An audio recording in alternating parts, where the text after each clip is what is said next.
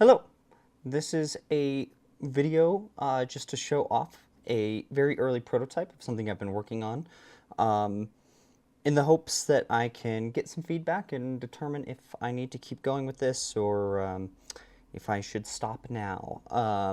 I've done some preliminary research, but now is when I need real market research and data and feedback from other people. So this right here is the interface for a focus pulling simulator. Basically, it's a means to practice pulling focus if you just need a little extra practice or to maintain your muscle memory or whatever you need to do. On the box, there's a battery mount in the back.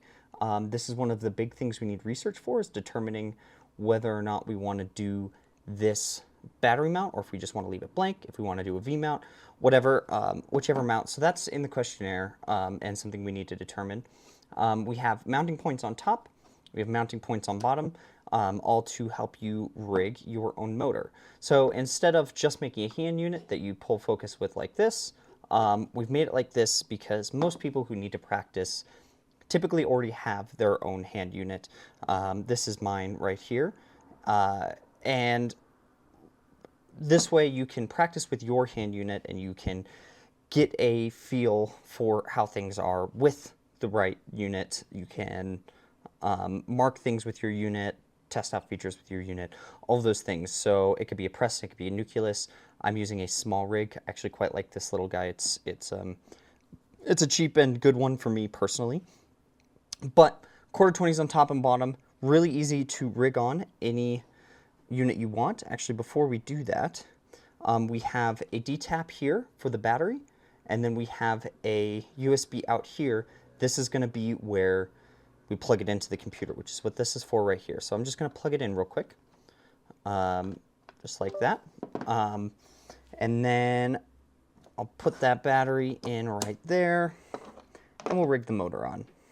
Okay, so we have our motor powered off of this D-tap here, plugged in right there, and I'm just going to calibrate it really quick so that you can see it's got hard stops on it.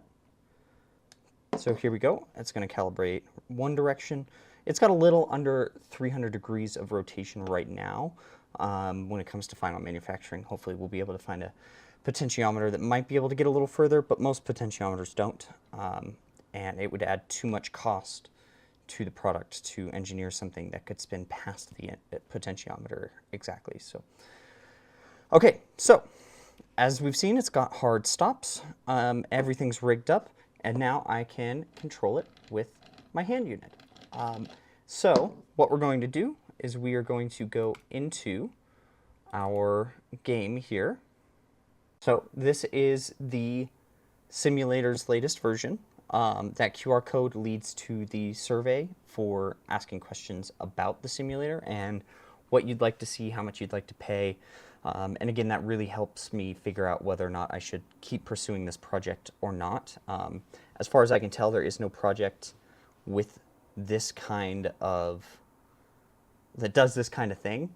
The closest is like the Cam-Op simulator and things like that. So there isn't a lot to go off as far as market research goes, hence why I'm showing this video and asking for your support.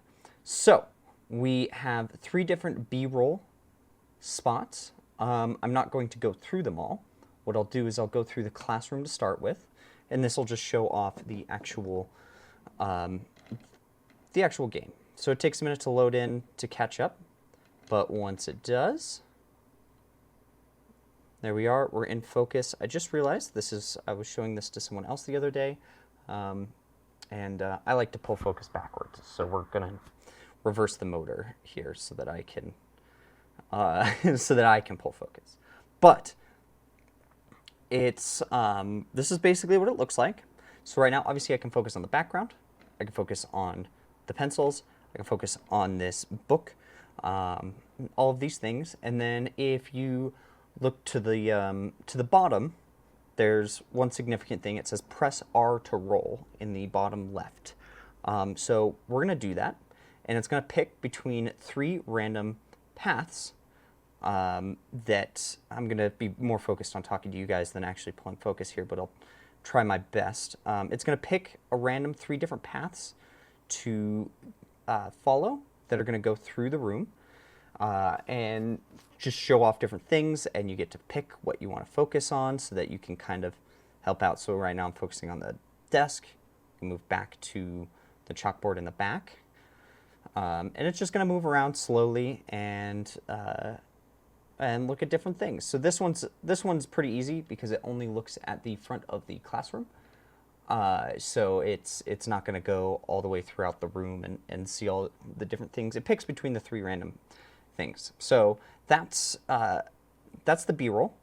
And there is a haunted room and a spaceship as well. The spaceship will not be in the final because the spaceship is actually just a Unreal Engine example scene that will be removed and replaced with something else, either our own spaceship level or whatnot, just because it's a very generic thing. So bear in mind that the spaceship level will not actually be in the game. Haunted room and classroom absolutely will.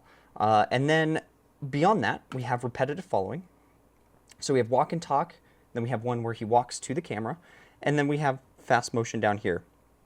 So if we go to walk and talk, I'm going to show off a little more features. If you were looking at the press R to roll, and you were wondering what the left and right arrows to change T-stops, if you hit on your keyboard, left and right, you can see in the left of the screen, it's changing T-stops.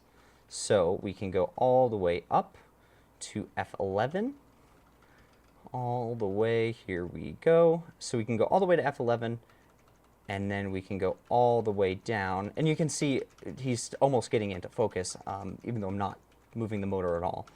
And then we can go all the way down to 1.2. And obviously, now he's very blurry. Now, I'm not very good at the game, so I'm going to go to like a 4. Actually, you know what? I'm going to go even higher because I designed this because I needed practice. And we'll just say that I haven't been using my gear enough because I keep developing it. So we can go all the way up to 65. There's plans to add higher focal lengths in the future. The reason why it's 65 and not higher, and how we picked those lens intervals, is I was able to go to a camera rental house and measure the curves of some of their RE Master Primes up to 65, and they did not have anything higher at the time, so I wasn't able to measure anything higher. But the curves are correct. I haven't lined them up with a Preston ring just yet. I'm going to have to reach out to the rental house again and see if they're willing to let me come in again and bother them to test this all with a Preston, since I do not own my own Preston. But we're going to just hit the record button, and we'll see how well I do here. Ooh, not great, but okay. Sure. And then we go back. So there you go. And we have a few different scenarios there. We have, excuse me, we have our walk and talk, which is the one I just showed you. We have a walk to camera, which essentially is just he walks to the camera and then backs up. And then we have a fast motion. The fast motion, I'm not even going to try it, but I'll show you what it is. It's just this and back really fast. So we have that. We have the other two, and I've talked to some assistant camera people who have specifically requested some things. So the hope is that at least this page I can fill out fully, and then we can have 3 or 4 different B-roll spaces that we can show off alongside that. And that will be what the final product is when we release it. That being said, I'm a very ambitious person. I tend to I tend to get very high. I tend to get high aspirations, and some of those big aspirations are I would really like to add things like focus peaking, and we can't do the Light Ranger. I don't think that we can use that UI, but we can do someone else's, and just other ways to sort of help judge distances because it's difficult. And this simulator is not meant to replace an AC. It's not meant to teach someone how to do all of the AC jobs. It's not meant to make you perfect at pulling focus. You know, I understand that real world experience is very important, and being able to see the scene in the real world behind your monitor is also very important for judging distances.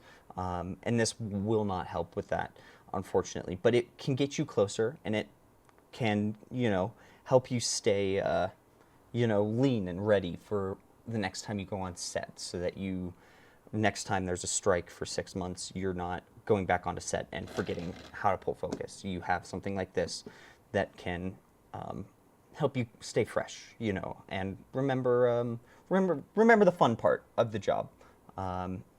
And so yeah, that's about it. What I will say is I have a lot of other ambitions, a lot of features I'd like to add. I can't get any of them added as I ship the product, I don't think.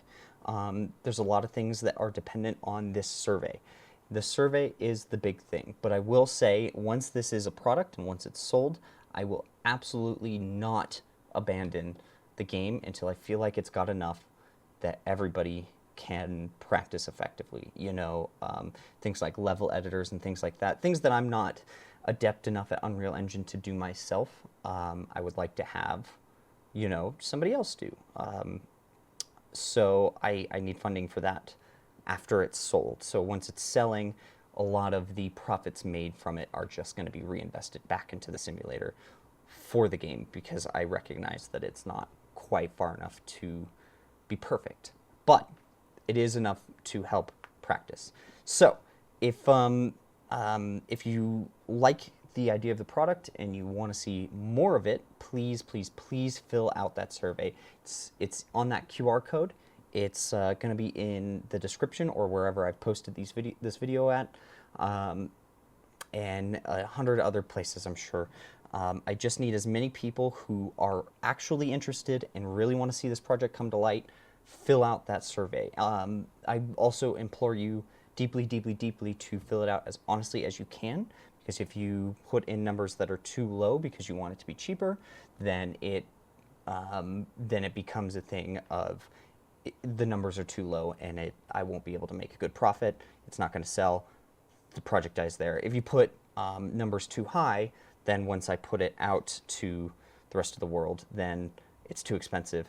People aren't going to sell it, or people aren't going to buy it. So answer honestly as you can, based on your own life circumstances and how much you believe this product is worth, and let me know in that survey. If you have any other questions or things you'd like to discuss, please feel free to comment or message me wherever I posted this, and I'd be happy to discuss it with you. Thanks.